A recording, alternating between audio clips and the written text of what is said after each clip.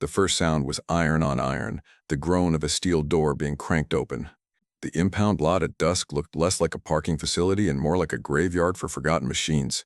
Hoods bowed under dust, headlights clouded over like cataracts.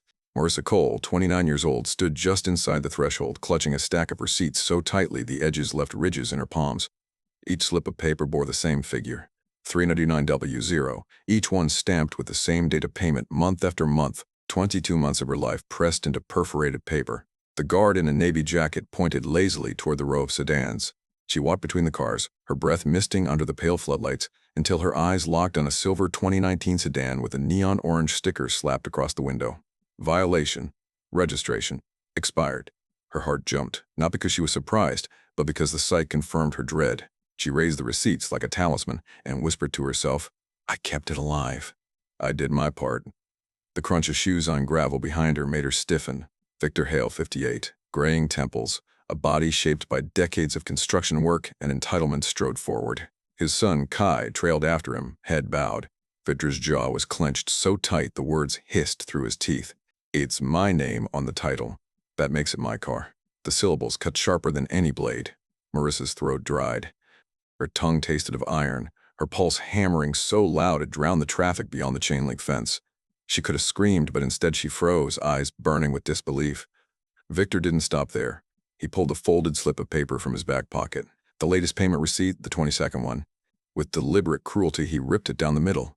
The tear echoed in the cold air. Then another rip. Then another, until scraps fluttered down like dirty confetti, landing at Marissa's boots. Her hands trembled so badly the rest of the receipt slipped from her grip. For a moment she seemed weightless, suspended in humiliation. Kai shifted uncomfortably. His lips parted, then closed again like someone drowning who still refused to call for help. Victor's laugh was not loud, but it carried authority, the sound of a man who had always believed the system bent toward him. He shoved the keys into his pocket and muttered, "Checks. I'll pay the fee. I'll get her out. And then she comes home with me." The words, "with me," thudded into Marissa's chest. The car wasn't going home with her. The car wasn't hers at all, not on paper. Something slipped from her leather tote, bouncing once against the concrete before settling near her shoe. A small wooden gavel, polished smooth but worn around the handle. A gift from her old law professor, inscribed faintly, "Justice is habit, not accident." The guard bent to pick it up, but Marissa snatched it first, her fingers curling around the weight as though it were a weapon. She tucked it back into her bag, heart still racing. Victor noticed the motion, raised a brow, smirked. Cute toy. Won't change the title. She wanted to answer, to unleash every word boiling in her chest. Instead, she let silence hang, her eyes locked on his, her breath slow and visible in the cold. The lot's sodium lamps flickered, one buzzing overhead. In their jaundiced glow, the corroded sign above the gate caught her eye. "I am Impound, Lot 17. The numbers looked rusted, but they burned into her vision like prophecy. 17. The number that, weeks later, would be stamped on the first page of the case file. Cole v. Hale, number 17, CV 458. The scene froze in her mind. She knew, even then, that this was not the end. This was the prologue to a reckoning. Victor flicked the last scrap of paper at her feet, dusting his palms as if erasing her 22 months of sacrifice required no more effort than brushing dirt from a countertop. "You don't get it, girl. A car isn't bought with hope. It's bought with a name, and that name is mine." Her lips parted. A whisper escaped, unplanned but undeniable. He thought the car was his. He forgot the math was mine. For the first time, Kai looked up at her. His eyes widened at the steel in her voice. The air grew heavy. Somewhere outside the fence, a siren wailed, then faded. The courtroom was not grand, no marble columns, no chandeliers, but under the hum of fluorescent lights, the setting had the gravity of a theater where reputations lived or died. The state seal glared from the wall behind the bench. The judge adjusted his glasses, then gestured to the defense table. "Mr. Hale," he said, "you may proceed." Victor Hale leaned back in his chair, as if the very act of testifying were an inconvenience. He stood slowly, stretching his shoulders before strolling to the witness stand. His boots thudded against the tile with the rhythm of someone accustomed to owning every space he walked into. He raised his hand, took the oath with the barest nod, and settled into the chair. His voice was measured at first, but it carried a performative weight. "I let this young woman drive my car, out of kindness. But she failed to keep it legal registration expired. She has no claim." The words rolled out smooth, rehearsed, as though he'd been practicing in the mirror. Marissa sat at the petitioner's table, her hands clasped so tightly the knuckles blanched. She tried not to flinch, but every repetition of "my car" was another blow, invisible yet bruising. Victor leaned forward, making sure his eyes swept across the gallery. Let me be clear. I raised a son. I bought a car. I built a life. And she's just temporary. A ripple of laughter spread through the back rows. Some shook their heads with amusement, as if watching a sitcom father scold an ungrateful child. Kai Hale, 31 years old, sat stiffly in the second row behind his father, his hands twisted together, his knee bouncing beneath the pew. When Victor spoke the word temporary, Kai's jaw clenched. He looked down at his shoes, unwilling or unable to meet Marissa's gaze. The prosecutor, a man with a clipped mustache and a file already half closed, tilted his head and scribbled a note. He chuckled under his breath, not at the testimony, but at the confidence with which it was delivered. It was the laugh of someone who had seen this play before and assumed he knew how it would end. Victor spread his hands, palms open, a gesture of magnanimity. I mean, what man doesn't help out his son's companion? She needed wheels. She said she'd pitch in for gas and maybe help with the insurance. That's all. But now she stands here talking about thousands of dollars? Ridiculous. His words oozed authority, and each phrase was punctuated by that motif: my car, my name, my decision. Sick. The gallery nodded along, heads bobbing like metronomes. People murmured assent. Seems fair. Title's what matters. She knew the risk, one man whispered to his neighbor. Paper's what counts, not promises. The neighbor nodded, as if the matter was settled right there. Victor leaned back, crossing one leg over the other. His boot swung lazily, the sole scuffed from years on construction sites. The posture was calculated, casual dominance. He tapped his thumb against the armrest of the witness stand, like a king drumming the arm of a throne. I kept that car in good shape, he continued. Paid the taxes, kept it registered, until she let it lapse. And when it got impounded, who bailed it out? Not her. Me. I laid down the money. I brought it home. That's responsibility. That's ownership. He paused, savoring the silence. Then he delivered the line like a hammer strike. My car. My responsibility. My right. The repetition wasn't accidental, it was strategy. Each might sink deeper, planting a seed of inevitability in the minds of the audience. From her seat, Marissa inhaled sharply. She knew the numbers by heart. 389 times 22. $8,558. A figure as real as the ache in her lower back from double shifts, as undeniable as the sacrifices she had made. Yet, in this moment, her reality was dissolving under the sheer volume of his confidence. The clerk at the side table, a young woman no older than 24, shifted in her chair. She frowned, her pen hesitating above her notepad. Then, almost absent-mindedly, she wrote in the margin, 8,558, unfair. She pressed the period so hard the ink bled. Victor's tone grew more indulgent, as if he were telling a bedtime story. I've seen people try to stake claims before. Every time someone helps, they think they're owed the world. That's not how life works. If I buy the steak, you don't get to own the cow. Another ripple of laughter. The gallery seemed entertained, almost charmed. Marissa lowered her eyes to the table, heat rising in her chest. She wanted to scream that she had been more than help, more than a companion. She wanted to hold up every receipt, slap them against the wood, and shout, "This is not gas money. This is a down payment on life." Farts. But her time to speak had not yet come. The judge cleared his throat. Mr. Hale, please keep your statements relevant. Victor nodded respectfully, but the smirk never left his face. Of course, Your Honor. But relevance is simple here. The car's mine. Always has been. Always will be. She's trying to rewrite reality with emotion, but contracts don't run on feelings. He folded his arms, content. The prosecutor tapped his pen against the file. So you're saying Miss Cole never made payments toward the car itself? Victor's lips curled. Not a cent. Not one legitimate payment. If she claims otherwise, I'd like to see proof. But even then, what does it matter? You can't buy a title with hope and pocket change. You buy it with ownership. And ownership is mine. Marissa bit her tongue so hard, she tasted blood. Pocket change? She thought of every evening she had skipped dinner, every morning she had walked to work in the rain to save for that $389. Pocket change had been her lifeline. Victor shifted, placing one hand casually on the wooden rail. She's trying to build a castle on sand. And when the tide comes in, she wants me to pay. That's not justice. That's nonsense. The words hit their mark. Murmurs of approval rustled through the courtroom. The system felt tilted not just by law but by the momentum of perception. Kai finally lifted his gaze, his lips trembling. He opened his mouth, then closed it again, eyes darting between his father and Marissa. Silence held him hostage. Victor, oblivious to his son's turmoil, pressed on. She drove the car. She let it lapse. She let it get impounded. And when push came to shove, she wanted me to clean up her mess. And I did. Because that's what real owners do. They take responsibility. He turned toward Marissa, his eyes cold. But responsibility doesn't entitle you to rewrite history. It entitles you to nothing. The gallery nodded, swayed by his confidence. It felt like the verdict was already sealed. But at the clerk's desk, the young woman stared at her note. 85588 unfair, and tapped her pen. Her lips pressed tight, her conscience stirred. Victor reclined again, as if the performance were complete. His arms stretched, his expression victorious. He finished with a final repetition, each word a nail hammered into the coffin of her claim. My car, my name, my right. And the courtroom, for a moment, believed him. The silence that followed Victor's performance felt heavy, as if his words had settled into the very wood of the courtroom. The gallery murmured approval. The prosecutor tapped his file shut, and for a moment it seemed the narrative was locked. The confident father against the fragile woman. Then the judge's eyes flicked to the petitioner's table. "Miss Cole," he said, "you may respond." Marissa stood. Not hurriedly, not nervously, she rose with deliberate control, smoothing the front of her blazer before adjusting the microphone. Her hands no longer shook. "Oh!" She held herself as though she belonged here, as though the courtroom air was not oxygen but home turf. Her first words were not an argument, but a rhythm. Tash 389, month after month, 22 times. That's 8,558. Tay. The syllables landed like drum beats, each figure precise, each pause measured. The gallery, restless moments earlier, stilled. A pen slipped from someone's grasp in the back row. The clink of metal on tile was the only sound, underscoring the silence she had carved out with numbers alone. She did not look at Victor, not yet. She looked at the judge.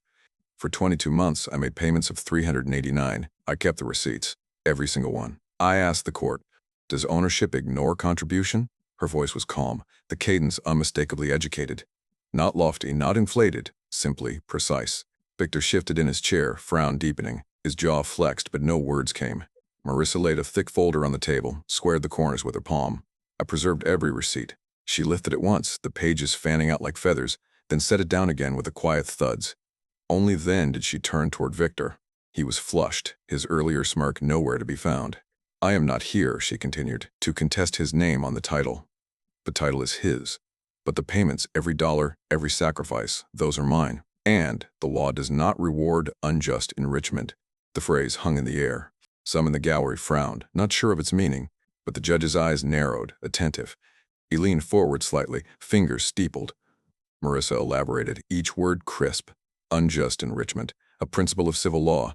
No one should benefit unfairly at another's expense. When one person confers a benefit, money, labor, sacrifice, and another retains it without compensation, the law intervenes. It is not charity. It is not gas money. It is contribution. And contribution counts. A murmur ran through the gallery again, but this time it was different. Not laughter, not mockery. Curiosity, recognition. The word law had entered the room like a new character. Victor's voice broke in, too sharp, too rushed. She's exaggerating. That money went to Mr. Hale. The judge's tone cut like a blade. Do you contest the math? The question stopped Victor cold. His mouth opened, but the words tangled.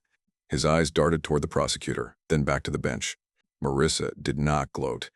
She lowered her gaze briefly, then raised it again. 389. Month after month, 22 times, 8,558. She repeated the sequence softly, like a mantra, as if grounding herself in arithmetic stronger than rhetoric. And then, for a split second, her mind slipped backward. A flash of memory, standing in her apartment kitchen, a single cup of instant noodles on the counter. She had skipped dinner 3 nights in a row just to ensure she had enough for that month's payment. Her stomach had growled so loudly she laughed to disguise the shame. 389, she had whispered then too, promising herself the car would be worth it. The image passed. She returned to the present, her face unreadable. She lifted one receipt, holding it between 2 fingers. This, she said, is not pocket change. This is rent I never paid, meals I never ate, hours I never slept. This is what I gave. Her voice did not crack. She refused it, that indulgence. Victor's fists tightened against his thighs. It was my generosity that let you drive it all. You were just a guest behind the wheel. His words tumbled, volume rising. And now you come here trying to… Mr. Hale. The judge's voice was sterner now. Enough. You will speak when addressed. The gallery shifted uncomfortably. The momentum had turned. The confidence of a moment ago seemed brittle. Marissa, by contrast, stood steady, her breath slow and even. She pressed one palm lightly against the folder of receipts, as though anchoring herself. I am not rewriting history, she said. I am documenting it. The phrase landed like a verdict in miniature. The young clerk at the side table exhaled quietly, relief washing across her face. She glanced at her own scribbled note. 8,588's unfair, and underlined it once more. Marissa's eyes flicked briefly to the gallery. She saw heads tilting, brows furrowed. Doubt had been seated. She turned back to the bench. I am not asking the court to grant me ownership of a title I do not hold. I am asking that the court acknowledge a truth written in ink across 22 receipts. To allow him to keep both the car and the payments would be, in every sense, unjust enrichment. The words struck with surgical precision. No theatrics, no raised voice. Just the quiet authority of someone who knew the law was not abstract but a shield. Victor slammed a hand against the wood. She's twisting everything. His face had reddened, his composure cracking, but the contrast was too stark. His fury only made her composure shine brighter. The judge scribbled a note, then looked up. We will examine the receipts. Marissa inclined her head. Thank you, Your Honor. She sat slowly, her posture unbroken, her eyes forward. Eyes forward, the gallery whispered, the air charged with a shift everyone could feel, but few could articulate. The gavel had not yet struck, but the sound of consequence was already echoing in the room. The courtroom tension had reached a razor's edge. Victor's voice still echoed from his last outburst, his fists red from pounding the rail. The judge had just silenced him with a stern rebuke. The gallery shifted, restless, as if waiting for the next blow in a heavyweight match. Marissa inhaled, slow and deliberate. Then she rose again. Your Honor, she began, her voice level but carrying. I believe there is one more fact about myself this court should know before we proceed further. Victor barked a laugh, too loud, too forced. What, that you're a waitress? That you kept receipts like scrapbooks? He smirked, confident again, but Marissa did not look at him. She reached into her leather tote. The room leaned forward in unison. What she pulled out first was not a weapon, not a file, but a small, laminated card. She held it delicately, so the fluorescent light struck the embossed lettering just right. State Bar Certified Paralegal, she said evenly. Employed at Hale & Browning Contract Law Division. The name hit the air like a stone splashing into still water. Paralegal. The word carried weight. It shifted perception instantly. This was not a naive claimant fumbling her way through. This was someone who had read contracts, drafted motions, walked these halls in a professional capacity. The camera of public attention, every eye in the gallery zoomed on the card. The bold stamp at the bottom gleamed, certified by the State Bar of California. The young clerk at the side table gasped, hands slipping. Her pen clattered to the floor, skittering under the bench. She stared at Marissa as though she had just witnessed an undercover agent unmask. Victor's smirk faltered. His face twitched, eyes narrowing, as though the text itself burned. That means nothing, he snapped. She's not a lawyer. She's just an assistant. Marissa turned toward him, her gaze unblinking. An assistant who knows the law you thought would protect you. A low murmur rolled across the gallery like distant thunder. Even the prosecutor straightened, brows lifting in surprise. He flipped open his file again, suddenly less sure of a script. But Marissa wasn't finished. She placed the card carefully on the table, then reached into her tote once more. The zipper rasped, loud in the silence. Out came a bundle of black fabric. She unfolded it slowly, revealing a worn robe, thin at the elbows, the hem frayed from years in storage. It was not the robe of a sitting judge, but the moot court robe she had worn through competitions in law school. Still, as she draped it over her arm, the symbolism was undeniable. The overhead lights caught on the faint stitching along the sleeve. The gold thread, dulled with age, glimmered like veins of fire. In slow motion, the courtroom seemed to tilt toward her, every eye following the robe's cascade. She held it up for a moment, then let it rest across her shoulders. It didn't fit perfectly anymore. The fabric hung looser, the collar sagged, but it carried a gravity all the same. In her mind, words pulsed. I once studied justice. Today, I claim it, her inner voice echoed, no longer private but resonant, as though the walls themselves were listening. The gallery gasped. The robe wasn't legal authority, but it was theater with substance. She was not playing dress-up. She was reminding them and herself that she had walked the path of law, that she had chosen this language as her weapon long before this case. The young clerk rose from her seat without realizing it, her lips parting. She whispered aloud, trembling, "She's not just a claimant. She's one of us." The phrase rippled across the first few rows, whispered again, amplified like gossip turned gospel. Victor's jaw dropped. He scrambled for words, hands gesturing wildly. This is a stunt. She's trying to trick you. Look at her, wearing a costume." But the damage was done. The smirk that once rallied the room now looked hollow, desperate. The judge tapped his gavel once, not to silence Marissa, but to still the crowd. His eyes locked on her, studying, re-evaluating. "Miss Cole," he said slowly, "I trust you understand the weight of the statements you are making in this court." Marissa inclined her head, the robe brushing against her cheek as she moved. "I understand it, Your Honor, and I do not take it lightly." Her voice did not waver. In that instant, the balance shifted.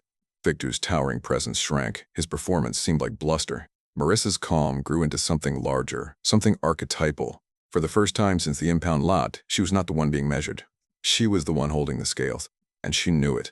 I stayed silent too long, she thought. Now I sit in the right chair. The courtroom, once a stage for Victor's swagger, had become her arena. And the robe, frayed though it was, did not diminish her. It crowned her.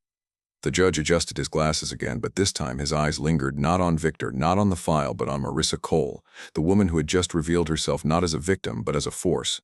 The gallery sat stunned, breaths held. The silence was not disbelief anymore. It was recognition.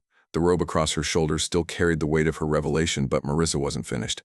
What she had unveiled was identity. What she was about to unleash was proof. The judge gestured with a nod.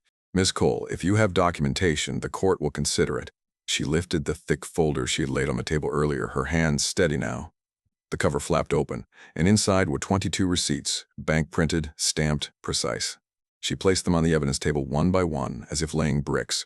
"Exhibit A," she said. "Monthly payments of $389. Not one missed. 22 months, totaling $8,588. The clerk approached, hands slightly trembling as she gathered them. She slid the stack into protective sleeves, eyes widening at the neat chronology. The gallery craned their necks, murmuring. Victor leaned forward, face tightening. "Those are hers, not the bank's." "Anyone can." The judge raised his gavel. Bang. "Objection overruled. Will allow submission." The sound of the gavel became the rhythm. Bang. The receipts entered the record. Marissa continued. "Exhibit B." She nodded toward the technician at the side. A projector hummed to life, the courtroom dimming slightly. On the screen behind the judge, a text conversation bloomed, words enlarged to billboard size. "Kai," Dad said, "just keep paying. It's basically yours." Ripples surged through the gallery. Gasps. Whispers. The sentence glared in stark letters, a digital confession impossible to spin. Kai's head sank into his hands. Victor's lips parted, searching for a defense. His voice cracked. He didn't mean—" Bang. The gavel silenced him. The words remained, glowing on the wall like graffiti. Marissa's voice cut through. The phrase "basically yours," spoken by his son, encouraged by his family, a clear indication of intent. These were not gifts.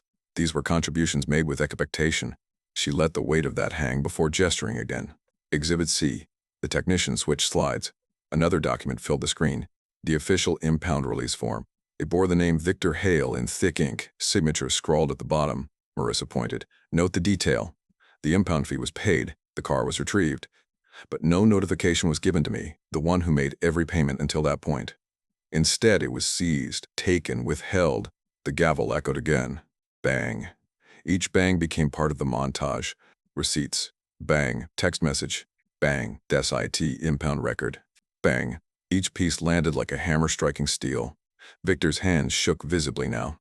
His bravado crumbled. The smirk dissolved.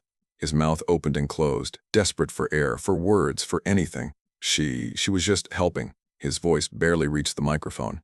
"She wasn't? She never." Marissa turned, eyes sharp. "No, Mr. Hale, I was not helping. I was building, and you stole the roof." The lines sliced through the air. The gallery exhaled in unison, a gasp that sounded almost like applause. Victor's face drained of color. He slumped in his chair, fingers clawing at the armrests. His eyes darted toward Kai, but his son couldn't meet his gaze. The young clerk scribbled furiously on her pad. "This is the turn." Her pen carved the words as though engraving them into history. The judge leaned forward. "The court recognizes Exhibits A, B, and C as admissible. Together they establish a pattern of payment, reliance, and concealment." Victor jolted up. "Your Honor, she's twisting these are. She drove the car, she—" "Sit down, Mr. Stay." "Hale," the judge ordered. His tone brooked no argument. Victor sank back, trembling. The gallery, once his choir, now stared with unease, their murmurs no longer approving, but disbelieving. Marissa straightened her shoulders beneath the robe. Her voice did not rise, but it filled the room. Actions have consequences. Every payment was an action. The consequence is restitution. The phrase struck like scripture. Some in the gallery mouthed it, committing it to memory. The clerk underlined it twice. The projector still glowed with Kai's message. "Basically yours." The receipts lay in their sleeves, neat and undeniable. The impound record bore Victor's ink, a signature that had damned him more than any enemy ever could. And Victor, once the man with all the confidence, once the voice that made laughter ripple, now looked small. His chest heaved, his hands shook, his story shattered. The gavel fell once more. Bang. And with it, the lie collapsed. To stretch the drama to its full 2,000 words, imagine the evidence revealed, not in a rush, but in beats, each one magnified. Receipts. The camera zooms on ink dates. Jan 3, 2021. Feb 5, 2021. March 2nd, 21. Each date like a drumbeat of sacrifice. Marissa narrates softly. This was the month I worked double shifts. This was the month I skipped meals. This was the month I paid instead of visiting my mother. Each slip became testimony. Text messages. Projected not just one, but a thread. Marissa, I'll send this month's payment again. See Kai, Dad said. Just keep paying. It's basically yours. The room whispered at the word again. Repetition painted permanence. Impound record. Close up on the signature line. Victor Hale. Ink still dark. The date recent. A damning artifact. Each exhibit, each bang of the gavel chipped away at Victor's mask until nothing remained but raw panic. Victor whispered, desperate. She's turning you all against me. Marissa's reply was ice. No, Mr. Hale, you did that the moment you cashed my silence and spent it as entitlement. The judge's gaze hardened. The gallery leaned forward, caught between horror and awe. Kai finally raised his head, his eyes wet. He whispered, almost too soft to hear, Dad, stop. But it was too late. The receipts, the text, the record, they'd already spoken louder than any family loyalty. Marissa stacked her hands atop the folder once more, robe draped like a mantle. I do not need to raise my voice. The evidence raises it for me. The gavel thundered. Bang. The lie was dead. The courtroom had just absorbed the hammer strikes of evidence, each bang punctuating the receipts, the text, the impound record. Victor had shrunk into his chair, pale and silent. The lie had collapsed. But Marissa wasn't finished. She stepped forward again, her robe swaying faintly, and gestured toward the technician. If the court allows, she said, I'd like to place this case in context. The judge regarded her with narrowed eyes, weighing. Finally he nodded. Proceed. The projector hummed. The lights dimmed slightly, and words in stark white letters filled the screen above the bench. 62% of property disputes involving unmarried partners end with the non-titled contributor losing everything. 48% of women who contribute financially to assets titled under a boyfriend or family member receive no legal recognition unless they sue. 1. Case today, Cole v. Hale. The numbers glowed like tombstones, cold and immovable. Gasps rippled through the gallery. Someone muttered, 62%? Another whispered, that's almost half of us. Marissa let the silence stretch, then spoke slowly, carefully. This is not just about one sedan, not just about one woman, not just about me. Her voice rose slightly.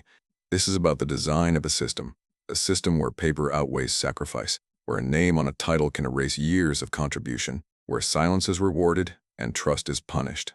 She paused, then delivered the line like a hammer blow. This is not a personal flaw. This is a design where paper outweighs sacrifice. The phrase echoed, sharp and indelible. Some in the gallery whispered it back, like a chant. She shifted her gaze, sweeping the room. This is not just me. This is us. At those words, something cracked in the air. From the third row, a middle-aged woman in a faded cardigan suddenly rose. Her voice trembled at first, then burst into a sobbing shout. That was me, 5 years ago. I lost everything. Heads turned. The woman's face was blotched with grief, tears streaking her cheeks. She clutched a worn envelope to her chest. I paid for 5 years into a house. His name was on the deed. When he left, I had nothing. Nothing. Her knees buckled, and she dropped back into her seat, shaking. The gallery erupted. Murmurs, gasps, even cries. Others nodded fiercely, some covering their mouths, some whispering stories of their own. The judge's gavel slammed down. Bang, bang, bang, order. Order in the court.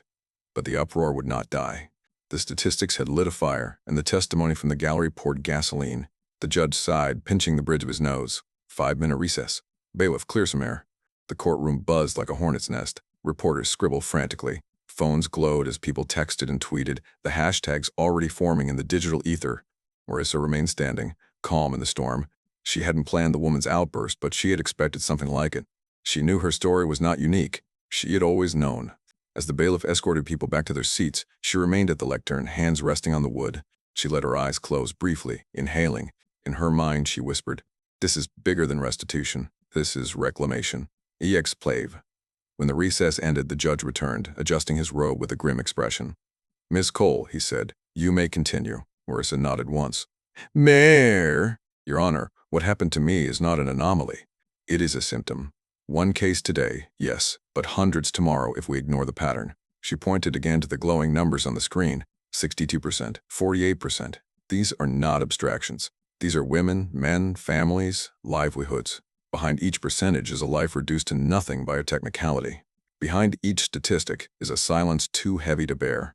She shifted tone, softer now but still resonant. I once believed if I stayed quiet, if I trusted, if I kept paying, I would earn security. Instead, silence bought me nothing. That is the cost of a system designed to protect names over numbers, paper over people. The clerk at the side table scribbled the line furiously. Paper over people. She underlined it 3 times. Marissa continued, her eyes sweeping the gallery again. I stand here today, but I do not stand alone. That woman 5 years ago. The countless others who lost homes, cars, savings. We are not isolated stories. We are the design's intended outcome. Victor groaned, his face buried in his hands. This isn't fair, he muttered. Marissa didn't look at him. She looked at the judge. Fairness is not automatic, Your Honor. It has to be fought for. It has to be claimed. Her words settled like a stone in water, rippling outward. The numbers still glowed on the screen, stark and unflinching. 62%, 48%, one case today. The gallery was hushed now, reverent. The earlier laughter was gone, replaced with a collective awareness that this was no longer entertainment. This was indictment. Marissa's voice softened further. Your Honor, restitution for me is justice in this case, but recognition of the pattern that is justice for all. The law cannot be blind to design. She placed her hands flat on the lectern. Her robe slipped slightly at the shoulder, revealing the ordinary blouse beneath. For a moment, she looked both powerful and painfully human. This is not about one car, she said finally. This is about the cost of silence, about the thousands who have already paid and the thousands more who will. Unless today becomes more than just my case. Her eyes glistened, but she did not let the tears fall. She steadied her breath, and so I asked the court not just to see me, I asked the court to see us. The final word reverberated, binding every listener into the circle she had drawn. The gavel tapped once, softer this time, as though even the judge felt the gravity of what she had laid bare. The courtroom air was so heavy it seemed even the fluorescent lights dimmed. Every person present knew what the evidence had already whispered. The lie was dead. All that remained was its burial. The judge lifted his gavel, then lowered it slowly, as though the weight in his hand was more than wood. He studied the papers before him, the neat stack of receipts, the projected texts, the impound release form. He read, he reread, and then he looked at Marissa Cole. Miss Cole, he said, his tone deliberate, before this court renders its judgment, I have a question. The room froze. This was not procedure. This was something else. The judge leaned forward. Do you want the car or the money? Gasps swept the gallery. Reporters jotted feverishly. Victor's head snapped up, eyes bulging, as if salvation had just been tossed back into the arena. Marissa did not falter. She lifted her chin, the robe still draped across her shoulders, her eyes shining not with triumph but with clarity. I want the recognition, she said firmly. The money is just the math. The words carried more force than any dollar sign could. Victor groaned, burying his face in his hands. His shoulders shook, not with grief but with the collapse of arrogance. The judge nodded once. Then he raised the gavel high and brought it down. Bang. This court orders the respondent, Victor Hale, to pay the petitioner, Marissa Cole, restitution in the amount of $8,558. The words reverberated through the chamber like bells ringing from a steeple. Marissa closed her eyes for a moment. When she opened them, she looked directly into the gallery, not just at the judge or at Victor. Her voice, when it came, was steady, solemn, carrying every scar she had borne. I once believed silence would keep the peace, she said. I was wrong. Silence only feeds injustice. The gallery leaned forward, hanging on her words. Her voice strengthened, each sentence striking like a drum. I paid, I waited, I trusted, and today I am heard. The cadence rose, the repetition swelling until the walls themselves seemed to echo back. She took a step closer to the lectern, her hands spread wide across the wood. I paid, I bled, I lost, and now I reclaim. The gallery stirred, the rhythm undeniable, the words searing themselves into memory. Victor shrank further into his seat. His earlier grandeur dissolved into a hollow shell. Marissa's voice softened, but the softness cut deeper than any shout. Justice isn't a gavel striking wood. It's a woman no longer afraid to speak. The proverb sank into the silence like a final stone dropped into still water. The ripples were not sound, but breath, dozens inhaling, dozens exhaling, all synchronized by her courage. The young clerk, who had scribbled notes since the beginning, dropped her pen entirely. She covered her mouth, eyes brimming, whispering to herself, "Justice is acknowledgement." The judge watched her for a long moment. Then he leaned back, exhaling as though the burden of the system had momentarily shifted off his shoulders and onto hers. This court recognizes the truth placed before it. Restitution is ordered. Case concluded. Bang! The final strike. But the sound was almost unnecessary. The real verdict had already been rendered by Marissa's voice. As people rose from their benches, the courtroom hummed with a new electricity. Reporters whispered lines, trying to capture the words before they faded. Silence feeds injustice. Sexist. I paid, I bled, I reclaim. Justice is acknowledgement. Each phrase was already a headline. Victor remained slumped, a man drained of power. Kai sat beside him, tears streaking his face. At last he turned toward Marissa, whispering hoarsely, "I'm sorry." Marissa met his eyes. She didn't nod, didn't smile, but neither did she scowl. She simply looked at him with the cool dignity of someone who no longer needed apology to validate her truth. The middle-aged woman who had cried out earlier stood again, steadier now. Her voice trembled but carried. "Thank you." Others nodded, their faces lit with recognition, as though Marissa's victory had spilled into their own wounds. Marissa's final thought lingered as she gathered her folder and robe. The money is just math, but the recognition, that is justice. By the next morning, Victor's name was everywhere, not on contracts or construction bids, but across social feeds and local headlines. Car thief dad, the hashtags read, sometimes softened into acronyms, sometimes sharpened with emojis of broken keys and padlocks. Clips from the hearing circulated. Victor smirking, tearing the receipt, declaring "my car" again and again, spliced against Marissa's calm recitation of 389, 22 times. The contrast was humiliating. His phone buzzed relentlessly, not with business offers, but with canceled jobs, messages from neighbors, even a terse note from his own union. "We do not condone misconduct that undermines community trust." Victor tried to leave his house, but reporters camped at the curb. One asked bluntly, "Mr. Hale, do you regret taking back the car?" His only reply was silence, head ducked, steps hurried. But silence, once his weapon, had become his indictment. He had believed paper titles gave him power. Now paper headlines stripped it away. For Kai, the verdict was not just about law, it was a mirror. He sat slouched on his couch in the days after, staring at the blank television screen, replaying in his mind the text projected in court. Dad said, "Just keep paying, it's basically yours." He remembered typing it. He remembered typing it. He remembered believing it. And he remembered staying silent when it mattered. One night he admitted it aloud for the first time, to no one in particular, just to the emptiness of his living room. "I should have spoken. I failed her." The words hung, heavy as chains. He thought of calling Marissa, thought of apologizing, but knew it was too late. What she had reclaimed was not just money. It was her voice. His would always sound like an echo, too faint, too late. Depression wrapped him in stillness. Friends stopped coming around. Invitations went unanswered. Kai faced the quiet, not as peace, but as punishment. Marissa received the $8,508 restitution within weeks. The check arrived by courier, official, and sterile. She deposited it, but when she looked at the numbers in her account, they felt oddly anticlimactic. She smiled faintly and whispered to herself, "The money is just the math." What mattered more came days later, in an email. The subject line read, "Invitation to keynote Women in Finance Law Conference." They wanted her not as a plaintiff, not as a paralegal, but as a voice. She accepted. On the stage weeks later, facing a sea of faces, students, lawyers, professors, she told her story. She did not dramatize. She did not embellish. She spoke plainly, letting the receipts, the numbers, the silence, and the voice that broke it all carry the weight. The applause was thunderous, not for her tragedy, but for her transformation. Law professors seized on the case almost instantly. Casebooks updated their footnotes. Colvi Hale cited under unjust enrichment. Professors lectured. Remember, contribution without recognition is not charity. It's exploitation. Students scribbled notes, the phrase echoing from lecture halls to exam essays. Civil procedure classes debated the question the judge had posed. Car or money? It became a favorite hypothetical. Students argued both sides, but the lesson remained. Acknowledgement outweighs ownership.